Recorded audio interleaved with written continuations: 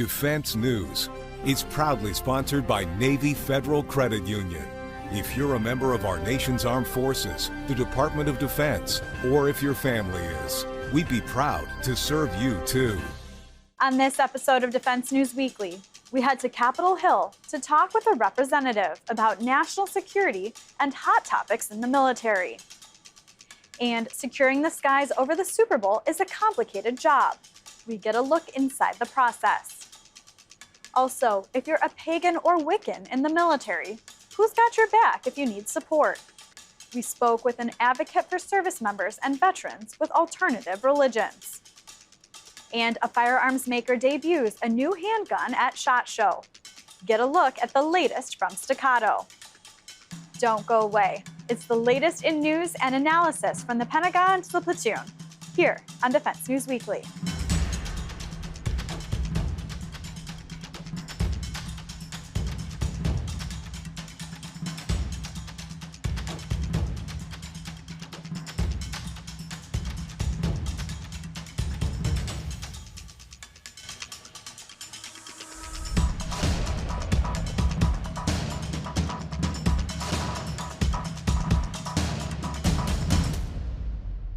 Welcome back to Defense News Weekly. I'm Andrea Scott.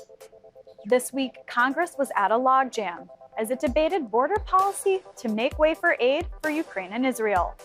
At the center of it all is Eagle Pass, Texas, which has seen a record number of border crossings, and with its officials asking the federal government for help. We sat down with Eagle Pass's representative in Congress, Tony Gonzalez, a Navy veteran, to talk about the border as well as Pentagon policy. We're about to go interview Representative Tony Gonzalez. He is the congressman who represents the most miles of the U.S.-Mexico border, 42%, or 2/3 of the Texas-Mexico border. He is a big proponent of Ukraine military aid, Israeli military aid, and a 20-year Navy veteran. First, family separation pay. You are a big fan. It's a provision in the fiscal year 2024 defense policy bill that raised separation pay first time in 2 decades from $250 to $400. The Pentagon, though, hasn't implemented those increases. They say they are studying the pay amounts or whatnot. Is that a timeline that you are all right with, or do you see it as, a little bit of a slow walk toward the finish line, if you will? Yeah, the timeline should be now. Having spent 20 years in the military, having been deployed for years of that 20 years, family separation allowance is so critical to our military families. The fact that it hasn't been raised in decades is almost criminal, and the fact that we got it to 400, is incremental. There absolutely has to be more that needs to happen. They're not going to implement it immediately. I've already had conversations with several folks at the Pentagon. We'll continue to have these conversations, and I will push for them to get it done immediately. There's no reason why families should be put last in the military equation. I get it. We need bombs, we need BBs, we need housing, we need all these other things. Don't get me wrong. Those are all important things. But our family unit needs to be the most important aspect of the military service, and raising that family separation allowance from $250 to $400 needs to happen immediately. Do you see it as a way to help recruitment and retention then too? I don't know if that's necessarily going to go, $400 is going to be the reason why I raise my right hand, but it's certainly going to help the family. And so to the point of retention, absolutely. I think anything we can do to make your family more successful, and part of that is pay, a large part of that is pay. If you're worried about paying your bills at home, guess what you're not worried about? Fighting the enemy, training, doing all the things that you were basically brought in the service to do. So I think it's absolutely important to the fighting force that we raise this pay. And I'm not going to. This is how it's going to work. I've asked nicely. I've asked nicely to go, hey, look, I get it. You're studying it. You're thinking about it. I'd highly recommend that you implement this. And then the next step is when they come before. I sit on the House Appropriations Committee. So guess where they're all getting their money from? The Appropriations Committee. The next step is when they come before the House Appropriations Committee and testify. If they don't do that, then I'm gonna fire both barrels at them. Absolutely. So also something a bit personal to you. The Navy last month announced that folks without a high school diploma or GED could enlist. They just have to score a 50 on the Armed Forces qualification test. You enlisted under a similar program in the 90s. So just tell us a little bit about that. How did you enlist? Before it was Representative Tony Gonzalez, what about enlistee Tony Gonzalez? What drew you in, and how did that program help you get in? I love that the Navy's bringing this program back because it highlights what it is to be an American. Essentially, if you're given an opportunity, it's all about how you take advantage of that opportunity. So I think back to my story. I've lived on my own since I was 15 years old. I worked 2 and 3 jobs to make my way through high school. I was a half credit away from graduating, a half credit. AP classes, never in any trouble. I just was dealt a tough hand. And my grandfather, who was essentially my father, passes away. So I'm working 2 or 3 jobs, trying to kind of just keep my head above water. And then I drop out of high school, kind of going nowhere. I go to the Army first. Actually, my father was in the Army. My grandfather was in the Army. I go to the Army, and the Army said they couldn't take me unless I got a GED. And I go, here's the deal, man. If I wanted to get a GED, I'd have done that 3 years ago. I've been fighting for this high school diploma. So my cousin was in the Navy, and he goes, Tony, you should go to the Navy recruiter. I go, why would I do that? 1, I don't know how to swim, okay? 2, I don't like sailors, and I don't like the water, right? I don't like ships. He goes, you fool, just go. The Navy does so many other different things. Just go to the Navy recruiter. And so I go to the Navy recruiter in San Antonio, across from Ingram Park Mall, and the Navy recruiter's like, boy, do we got a deal for you. He goes, you scored great on your ASVAB. He goes, we could make you a cryptologist. I go, I don't even know what that is. And he goes, neither do I.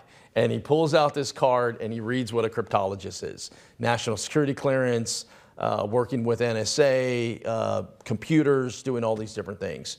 And that's how I joined. I learned to swim 2 weeks later when they pushed me in the deep end of the pool at Great Lakes. I get my high school diploma when I was stationed in Pensacola, Florida.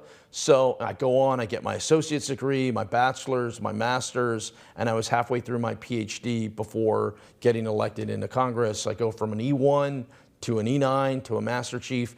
So clearly the program works, and there needs to be more programs like that where you're based on merit, how hard you're willing to work. When I was a chief, I never asked, hey, what's your GPA? You know, where do you go to school? All you cared about, are you willing to work hard, help the mission, and get things accomplished. So I think it's a great idea that the Navy in particular views that, and I think all services should follow suit.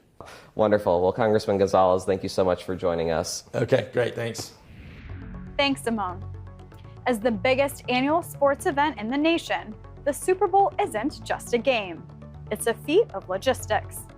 Among the considerations is security and patrolling for threats from above, which this year fell to the California Air National Guard's 144th Fighter Wing and associated units, coordinated by NORAD.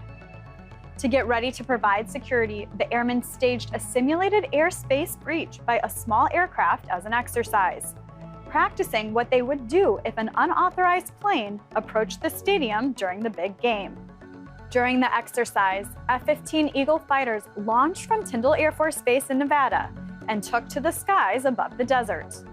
Then, the local Civil Air Patrol used a Cessna to stage the airspace breach. The F-15s then practiced escorting the small plane out of the area. Lieutenant Colonel Mark Jansky, commander of the 144th Fighter Wings Detachment 1, spoke about the mission. NORAD is the North American Aerospace Defense Command, which is responsible for the air control or air sovereignty alert of the skies above the United States and Canada, including national security events such as the Super Bowl. If you miss the NOTAMs and found yourself in that temporary flight restricted zone that day, the first thing you're going to hear is comms, probably on the guard frequency, requesting you to get out of the area immediately. If there's no response to that, you will see a fighter on your left or right wing, depending on the intercept angle, rocking his wings. Your response will be to subsequently rock your wings and wait for follow-on direction. On Super Bowl Sunday, you watch the game, we'll watch the skies. When we come back, an interview with an advocate for service members and veterans with alternative religions. Stay tuned.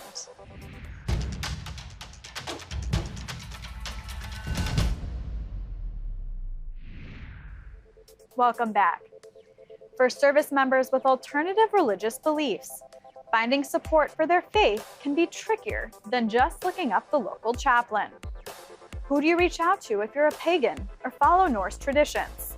What about Wiccans? Selena Fox is an interfaith minister, pagan priestess, and advocate who works on equal rights for service members with alternative beliefs and destigmatizing nature-based faiths. She spoke with Military Times' Sarah Sicard about some of her work. Can you tell me a little bit about some of the misconceptions that people have about nature spiritual religions? The pagan word is used by many people to talk about pre-Christian or even pre-Abrahamic forms of nature religion. But rather than old paganism being a part of the past, there are contemporary forms of that. Some people prefer the term earth-centered spirituality.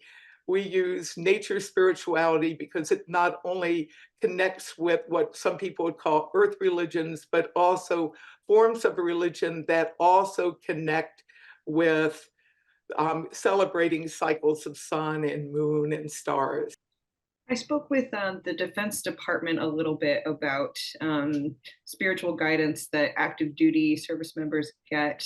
And they mentioned that specifically for paganism, that there was no centralized chaplain in their directory, and that it's not recognized fully. Can you talk a little bit about that, if you know why that is, or I did speak a little bit with Christine, who mentioned that that's something that you guys are currently fighting for. Well, we have been working to build some bridges of understanding in the larger military world in general, in society as a whole, and also specifically within the various branches. So our Open Circles program includes not only having circles that happen at military installations and on ships and at places overseas, but at training places. So we sponsor a circle at the Air Force Academy and at Great Lakes RTC, Recruit Training Command, or what some people know as Navy Boot Camp. We have weekly services and have been doing that for quite some time. And we think it's really important for those people who are serving to be able to have their faith accommodated. We hope that there will be chaplains going forward, because the number of people that are now identifying as heathen, Wiccan, pagan, Druid, or by some other term that's on the list of terms that's kept by the US military and different departments, so that there would also be somebody, or at least one person, and hopefully multiple people in the chaplaincy corps that would be able to address things internally. I have not only worked with the Pentagon and the Armed Forces Chaplains Board in the past, providing information, not only in the Army Chaplain's Handbook, but in some other instances. And I truly hope that as we continue to diversify as a society, and as the military itself develops really good practices to really bring together people from our pluralistic society, that we truly have people at all levels in the military who not only identify with contemporary paganism and nature spirituality, but have some good understanding of how to provide some support. Can you talk a little bit about, specifically your 2007 sort of victory to get grave markers introduced? Can you talk a little bit about why the pentagram, and can you talk a little bit about some of the things people misconstrue about that symbol?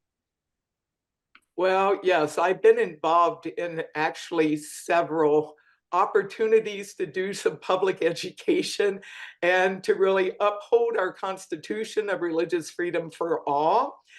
I knew there was a need to have more communication, so I had multiple communications with people at the Pentagon about Wiccans in the US military. There's actually attempts of federal legislation to be passed not once, but twice back in 1999 that would have made it illegal for Wiccans serving in the Army, and in particular, those who had an open circle at Fort Hood.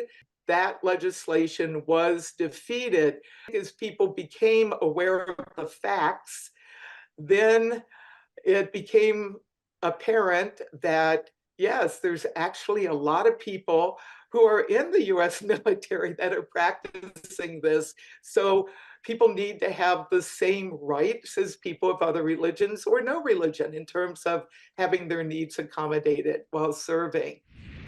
When we return, our personal finance expert is back with her latest tips for managing your money.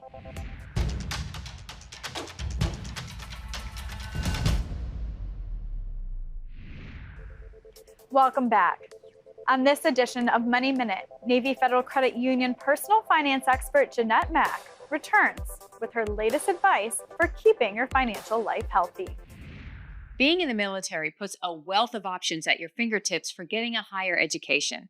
Regardless of where you are in your education journey, as active duty or veteran, you're entitled to financial benefits that can help you reach your ultimate goals for college. You may already know about the GI Bill and that you can use it to help pay for college. But what you may not know is that you don't have to use it while you're on active duty. Your benefits are good for life if you left the military after January 2013. So be sure to check your eligibility and when and if your GI Bill education benefits will expire. Also, if you don't use the education funds yourself, you can pass them along to your spouse, kids, or any combo of eligible family members. And to help pay any costs that the GI Bill may not cover, your service gives you access to loan options through various financial institutions, including the federal government, that aren't available to civilians. As a member of the U.S. Armed Forces, you deserve all the perks and discounts you can get. Don't let money sit on the table. Get your benefits and your education. Thanks, Jeanette. We'll see you next week. To get more coverage of military and defense topics, rotate your periscope to find militarytimes.com and defensenews.com for more headlines. And to impress people with facts while you're sitting in the waiting room at the VA, sign up for our Early Bird Brief, compiled each morning to bring you the most up-to-date headlines. It's also an audio. Check out the podcast version out each weekday. And if social media is where you collect open source intelligence, follow us on YouTube, Facebook, Instagram, and X. And like most junior service members, we're on TikTok, so go find us there as well. When we return, a popular firearms maker shows off a new handgun at SHOT Show 2024. We have coverage from the floor. Stay tuned.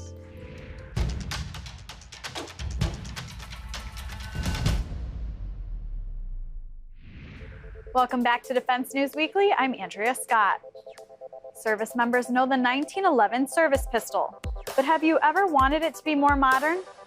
Firearms manufacturer Staccato says it's got the 21st century alternative with its line of 2011s.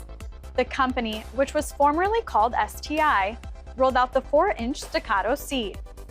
Daniel Woolfolk visited the company recently at SHOT Show in Las Vegas.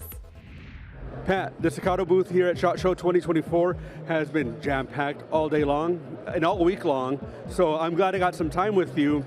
I hear the term 2011 all the time when I hear of Staccato. Can you explain that term for those of us who might not? Yeah, so 2011 is kind of a play off of 1911, right? So the same type of controls. Essentially, the way the basic operation of the pistol is the same as the 1911. However, with the polymer grip module on it, integrated with that fire control system, now I can have a double stack magazine with a slim profile. So this particular pistol, which is a new release for us in 2024, the Staccato C, it'll be available this summer. This has a polymer grip with a 9mm specific magazine, and this particular model holds 16 plus 1, so 17 rounds in essentially a Glock 19 profile, which military is familiar with. And you mentioned being in the SWAT team, and I've seen a lot of competition shooters really get excited about the Staccato. What do those two fields have in common that they can have common ground with one firearm? Being able to shoot extremely fast and extremely accurate, right? And that's the commonality there, right? What does any military member, law enforcement member, or a competitive shooter want? They want to be able to deliver rounds specifically on target and have a platform that enables that shooter or operator to do that. This platform does that. Now we introduce reliability in the pistol, the way these pistols are built. Every single part on this pistol is manufactured in the United States. I've been to the factory. I've seen blocks of steel that are CNC milled with our machines. That steel is US steel, right? We DLC coat these firearms in-house. The grip modules, polymer, they're made in the United States. 70% of the company are veterans, right? So this is an American pistol. It's the quality on this pistol. Nothing on this pistol is cast. Nothing is MIM, right? Everything's machined out of bar stock, wire EDM cut. This pistol is manufactured, the way it's manufactured, it's way overbuilt for a 9mm, if I could explain it that way. And you were part of the search with the Long Beach SWAT team there. What you touched on it before, but what specifically were you looking for in a new pistol going from the 1911? Coming from so first off, we wanted a high capacity in the pistol. Oftentimes operators, they're working with certain things. They might have a dog they're working with, or they might be in a position where they can't have a rifle, whether they're using a gas gun or less lethal. And so their secondary weapon is extremely important. A pistol, just law enforcement in general, pistol's your primary weapon.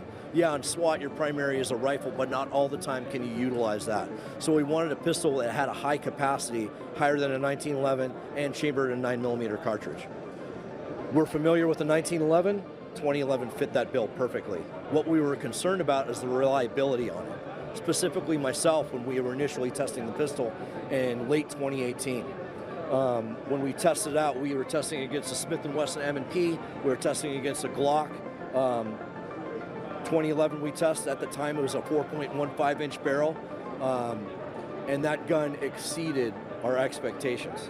Far more accurate, far easier to shoot, and we're familiar with the controls on it. And would this be the one that the law enforcement would be buying? Absolutely. The new Staccato C pistol, there's a little bit of a departure from our legacy 2011 platform, and I can talk about it right now. So the first thing you'll notice, anyone now my background before law enforcement, I was in the Marine Corps. I was a rifleman, 0311 for 6 years. So I have some military background on it.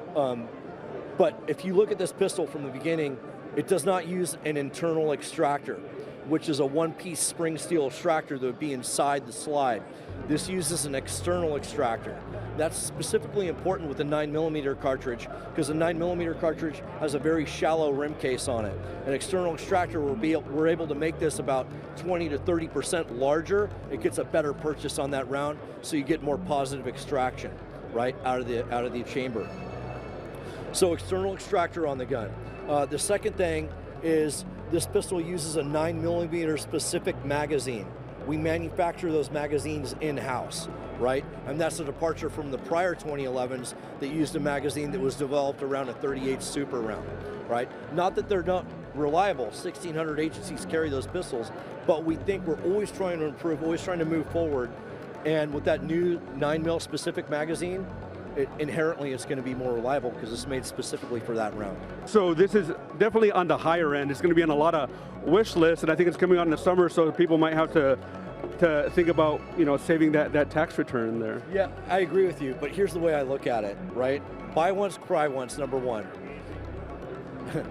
Cheap stuff isn't good, good stuff isn't cheap. And the third thing is, we're designing these pistols for the defense of human life, all right? And can you put a price on that? I can't. Right. Pat, thank you so much. All right. Thanks, Daniel. And that's all we have time for in this episode. Thanks for watching, and we'll catch you next week.